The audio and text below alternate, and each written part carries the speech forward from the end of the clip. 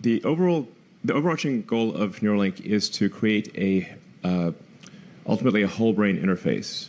So a generalized input-output device that, in the long term, literally could interface with every aspect of your brain. I mean, I'll talk a little bit about a long-term goal. It's going to sound a little esoteric, but it was actually my prime motivation. Kind of what do we do about AI? Like, what do we do about artificial general intelligence? If we have digital superintelligence that's just much smarter than any human, how do we mitigate that risk at a species level? How do we mitigate that risk? And then even in a benign scenario where the AI is very, very benevolent, then how do we even go along for the ride? How do we participate? The thing that the biggest limitation in going along for the ride and in aligning AI, I think, is the bandwidth, the how quickly you can interact with the computer. So we are all already cyborgs in a way, in that your phone and your computer are extensions of yourself. Leaving your phone behind is kind of like a missing limb at this point. You're so used to interfacing with it. You're so used to being a de facto cyborg. So if you're interacting with a phone, it's limited by the speed at which you can move your thumbs or the speed at which you can talk into your phone. This is an extremely low data rate. This is the fundamental limitation that I think we need to address to mitigate the long-term risk of artificial intelligence and also just go along for the ride. So you want to be able to read the signals from the brain. You want to be able to write the signals. You want to be able to ultimately do that for the entire brain. And then also extend that to communicating to the rest of your nervous system. So this is Pager, who is playing monkey mind pong. Pager has a Neuralink implant in this video.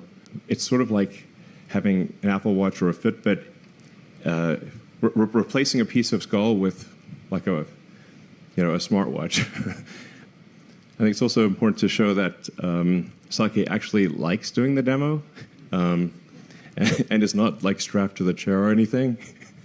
The monkeys actually enjoy doing the demos because they get the banana smoothie, and it's kind of a fun game. So I guess the point I'm trying to make is like we care a great deal about animal welfare, and I'm pretty sure like our monkeys are pretty happy, So similarly, for implanting our device safely into the brain, we built a surgical robot that we call the R1 robot. It's capable of maneuvering these tiny threads that are only on the order of a few red blood cells wide, and inserting them reliably into a moving brain while avoiding vasculature. So who wants to see some insertions?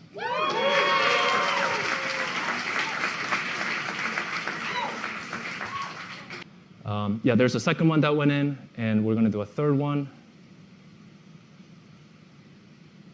There you go. And then that's going to go in the background, and we'll come back to it. And as Elon mentioned, over the last year, this has been the central focus of the company. And we've been working very closely with the FDA to get approval and to launch our first in-human clinical trial in the US, hopefully in the next 6 months.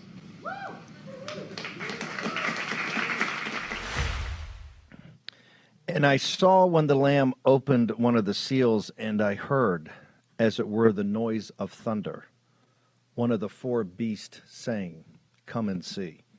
That is from St. John's Book of Revelations, the Apocalypse. And not to overstate it, last night, the 30th of November, in the year of our Lord 2022, will be a day that's been marked down. The merger of man and machine, man and computer, in a very disturbing 4 hours that we covered live on Getter with Joe Allen and the team. I was in for the vast part of it. I cannot tell you how disturbing this is and how it's just now a thing with no debate, no discussion, nothing except your tax dollars and underwriting and research and all of it going into it. plus your pension funds. So you're culpable here. All of us are. We're going to get to later in the show. We're going to do a complete drill down on what happened last night with Elon Musk and his team over at Neuralink and what was shown and what they have developed, and I think, quite frankly, shock the scientific community about how advanced they are.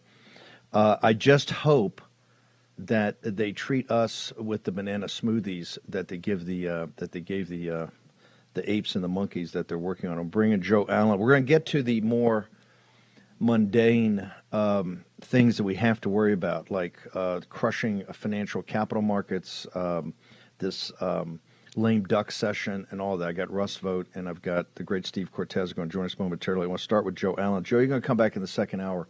This was so disturbing, and it's not being covered the right way. It's pure fanboyism.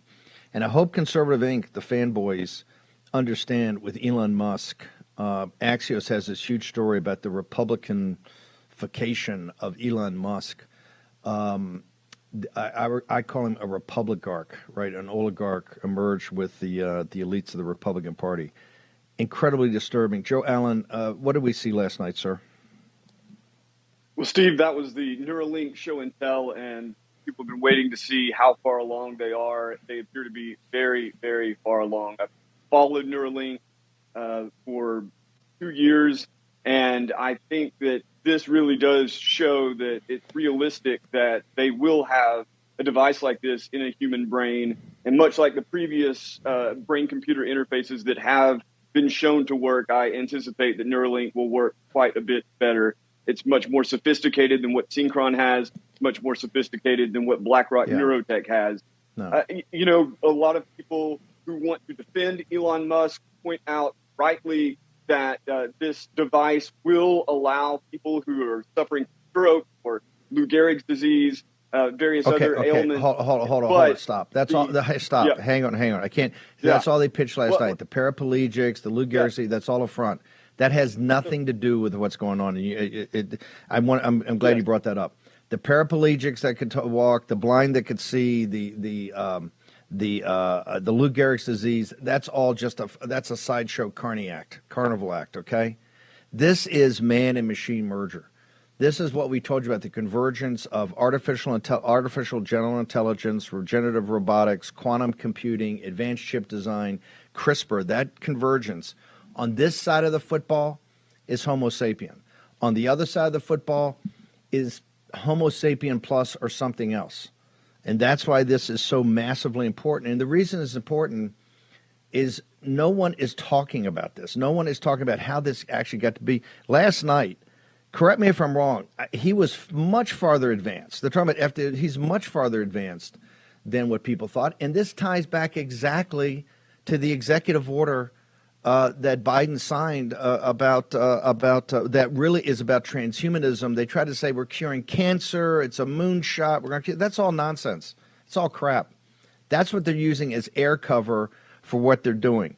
This is a man-machine merger.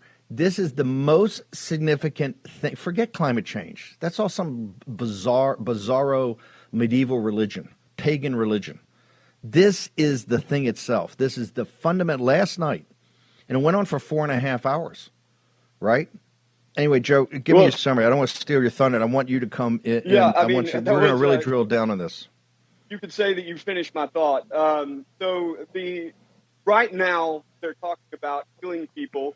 And as I've pointed out many, many times, the underlying principle for how transhumanism will develop is a progression from healing to enhancement. And what we heard last night is Musk openly stating that the underlying philosophy behind Neuralink is the idea that the brain-computer interface will be necessary in order to keep up with artificial intelligence, in particular, artificial general or artificial super intelligence, and that he is actually working on, Tesla is working on artificial general intelligence. So I think that to really put a bow on this, what we're seeing is a technocrat offering a technical solution to the sort of technology that he's producing.